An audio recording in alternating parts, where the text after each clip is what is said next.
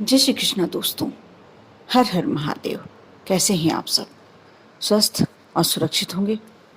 दोस्तों, आज मैं मंगलवार की शाम को शाम को भी नहीं, रात्रि में एक ऐसा उपाय बताने वाली हूँ। आप कितने भी विकट संकट में पड़े हों, कितने भी कष्ट में पड़े हों, कितनी भी परेशानियां आप पर हो, कर्ज बहुत ज़्यादा चढ़ गया है, धन की प्राप्ति ही, घर का गुजर बसर ही मुश्किल से हो रहा हो, कोई शत्रु आपका बहुत आपके ऊपर वार करने को तैयार बैठा है, बुरी तरह से पीछे लगा हुआ है और लग रहा है आपको कि ये मैं परेशानी से कैसे निकलूं। कोई भी परेशानी है, आपके पास काम धंधा नहीं है, पर्याप्त आमदनी नहीं है, आप जिस नौकरी के लिए प्रयास कर रहे हैं वो प्रयास पूरा नहीं हो पा रहा, सफल नहीं हो पा रहा।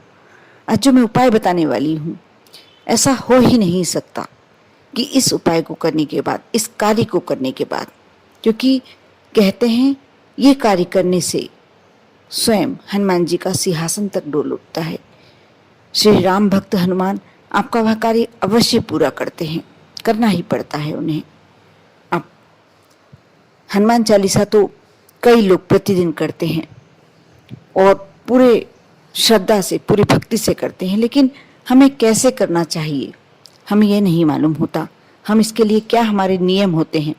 सबसे पहले तो हनुमान जी की पूजन के लिए सबसे पहला नियम होता है, मैं आगे आगे बताती जाऊंगी और क्या नियम होना चाहिए, लेकिन सबसे पहला नियम होता है पवित्रता, शुद्धता। आप जब भी हनुमान जी का ध्यान करने बैठे, उनका पाठ करने बैठे, उनका पूजन करने बैठे, अपने मन को भी पवित्र रखें और अपने तन को भी पवित्र रखें। मन को पवित्र आप ऐसे रख सकते हैं कि आप किसी का बुरा करने के लिए ये पाठ नहीं करें या मन में कोई भावना भी नहीं रखें। आप कोशिश करें कि आप जब तक पूजन कर रहे हैं आपके मन में कोई भी बुरा भाव किसी के प्रति ना आए, क्योंकि यदि आपके मन में कोई किसी के प्रति बुरा भाव आता है, किसी के प्रति द्वेष आता है, आपका कार्य सिद्ध होने में शायद टाइम लग सकता है, समय लग सकता है। क्योंकि हनुमान जी की चौपाई में ही है कि कपट छल छिद्र मोहि न भावा। हनुमान जी उन्हीं लोगों पे अपनी कृपा बरसाते हैं जिनका मन साफ हो, और कम से कम उस समय आप बिल्कुल अपने मन को शुद्ध कर लें। जब आप हनुमान जी की पूजन करें, अपनी कोई मनोकामना से, अपनी कोई इच्छा से, अपनी परेशानी को समाप्त करने के, अपनी समस्या को दूर करने के लिए हनुमान जी का आह्वान कर रहे हैं, उनकी पूजन कर रहे हैं, उनको अपने समक्ष धारण कर रहे हैं, तब आप अपने आप को, ये तो हुआ मन से शुद्धता की बात, और तन से शुद्धता की बात। आप जब इस कार्य को करने बैठेंगे, यदि स्नान करते हैं तो सर्वश्रेष्ठ, नहीं कर पाते हैं कोई बात नहीं, हाथ पैर तो धो सकते हैं, हाथ पैर धो के स्वच्छ वस्त्र धारण करें। आप यदि कहीं बाहर से घूम कर आए हैं, बाहर जाकर आए हैं, कितने लोगों से मिले होंगे, उसमें कितने नेगेटिव होंगे, आपको मालूम है कि किनके विचार आपके प्रति क्या है। उसी वस्त्र को लेकर जब आप पूजन करने बैठ जाते हैं, भगवान जी का हवन करने बैठ जाते हैं, तो वो नकारात्मकता तो आपके अंदर प्रवेश ही करी हुई होती है, तो आपका कार्य कैसे पूरा हो सकता है। इसलिए प्रयास करें कि साफ स्वच्छ वस्त्र जो आपके घर में रखे हुए हैं, धुले हुए वस्त्र, ऐसा नहीं है कि किसी विशेष रंग के होना जरूरी है या ऊंचे बिल्कुल नए, ये सब गलत बात है, लेकिन हाँ, साफ अवश्य होना चाहिए, स्वच्छ अवश्य होना चाहिए। आप एक आसन बिछाएं, वह भी स्वच्छ होना चाहिए। और हनुमान जी, यदि आपके यहाँ फोटो या प्रतिमा जो भी है, आप उनकी दिशा दक्षिण दिशा की तरफ, क्योंकि कहते हैं जब हनुमान जी की दक्षिण दिशा की तरफ मुंह करके प्रतिमा जो होती है, उस में से हनुमान जी जल्दी आपकी, शीघ्र आपकी मनोकामना पूर्ण करते हैं। साक्षात ऐसा लगता है कि तुरंत सुन के तुरंत आपका कार्य पूरा कर देंगे।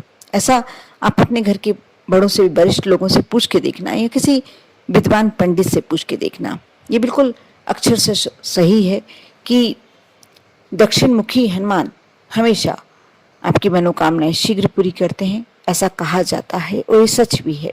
यदि प्रयास कर सकते हैं, आप कर सकते हैं अपने घर में ऐसा, तो आप दक्षिण, एक यदि नहीं है ऐसी, तो आप एक चौकी घर में बिछाएं, उस पर लाल स्वच्छ कपड़ा बिछाएं और उस पर यदि फोटो है तो भी आप लगा सकते हैं कुछ देर के लिए, फिर भले ही आपका जो स्थान है उन्हें उसी स्थान पर रख दीजिए, लगा दीजिए, लेकिन उस समय के लिए। अब आपको करना यह है कि रात्रि में मंगलवार, यह कार्य मंगलवार या शनिवार कर सकते हैं, लेकिन मंगलवार को अति श्रेष्ठ होता है। आप चौकी बिछाकर उसमें हनुमान जी दक्षिण दिशा की तरफ, आपका मुख होना चाहिए उत्तर की ओर और भगवान जी की प्रतिमा होनी चाहिए दक्षिण की दिशा, यानी आमने सामने। आपने एक आसन बिछाया और शुद्ध घी, शुद्ध गाय का घी, भैंस का घी नहीं, यदि नहीं मिल पाता है कोई बात नहीं, आप तिल के तेल का दीपक भी लगा सकते हैं। और यदि आपकी कोई विशेष समस्या है, बहुत ही बड़ी परेशानी है, तो आप काले तिल का तेल लगाएं, उसमें उसका दीपक लगाएं। वह आपका शीघ्र, कोई शत्रुओं पर विजय प्राप्त करना है या कोई ऐसे केस में, कोर्ट केस में फंसे हुए हैं जो बहुत सालों से सुलझ नहीं रहा और आप उस केस में सही हैं, आपकी तरफ से कोई गलती नहीं हुई है, तो आप तिल के तेल में, काली तिल्ली का जो तेल होता है वह तेल ले लें, नहीं तो तिल का तेल ही ले लें साधारण। उसमें दीपक लगाएं। एक कलश तांबे का, यदि तांबे का है तो बहुत ही अच्छा, नहीं है तो आप स्टील का भी ले सकते हैं, कोई दूसरी धातु का भी ले सकते हैं, रखें। कलश को जल से भर लें और कलश को आप ईशान कोण की तरफ, अपनी पूर्व दिशा की और पूर्व उत्तर की दिशा की तरफ अपने और रखें। यदि चौकी पे स्थान है तो चौकी पर रखें, नहीं तो नीचे भी रख सकते हैं। उसमें एक सिक्का, सिक्का कोई सा भी हो सकता है, सिक्का डाल दें और एक लौंग, जिसमें फूल बहुत ज़रूरी है, बिना फूल की लौंग खंडित कहलाती है, आप डाल दें और उसे किसी बर्तन से ढक दें। अभी नहीं ढकना है, पहले आपने सब कार्य कर लिया, दीपक प्रज्वलित कर लिया 9 बजे। जैसे आज आपने 9 बजे शुरू किया है तो आपको लगातार यह कार्य 9 बजे ही करना है, इस बात का विशेष ध्यान रखें। यदि 9 बजे आपको टाइम नहीं मिल पाता है, फुर्सत नहीं मिल पाती, तो अपने जो समय आपको मिल पाता है रात्रि में 9 से 12 के बीच में, उस समय पर करें, कि आपको प्रतिदिन उसी समय पर करना है।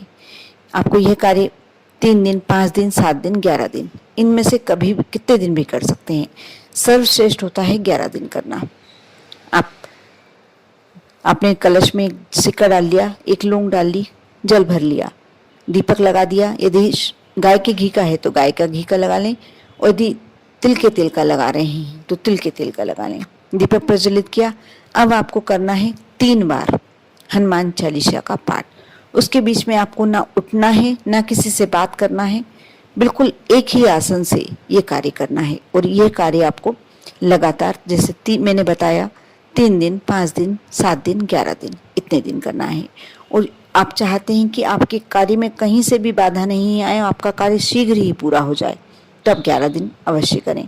उस कलश को वैसे ही भरे रखे रहने दें, उठा के आप दूसरे स्थान पर रख सकते हैं। और हनुमान जी की प्रतिमा या फोटो जो भी आपने रखी है, चौकी रखी है, आप रोज उन्हें उठाकर दूसरी जगह पर रख सकते हैं, यदि जगह की कोई प्रॉब्लम हो तो। और नहीं तो फिर 11 दिन लगातार आप वहाँ पाठ करें।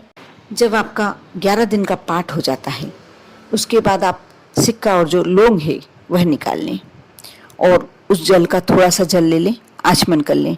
आपको किसी से कोई कार्य करने के लिए विशेष बात करने जाना है, तब आप उस जल को पी के जाएं और हाथ में लौंग और सिक्का रख के ले जाएं। अब जिस भी कार्य के लिए प्रयासरत हैं, आपको लग रहा है कि उस कार्य में सफलता के लिए किया है, यदि आपने किसी नौकरी के लिए किया है, तो आप उस सिक्के को और उस लौंग को हाथ में रख कर ले जाएं और जल पी कर जाएं। आप चाहें तो उसको जल को भर के थोड़े दिन रख सकते हैं और थोड़े दिन, 2-4 दिन यदि में काम करना है आपको तो भर के रख सकते हैं, नहीं तो आप एक बार में पूरा जल पी लें। यदि आपके इस परिवार के सदस्य को, किसी मेंबर को कोई परेशानी, उसके लिए कार्य किया है, तो उसे उस जल को पिला दें।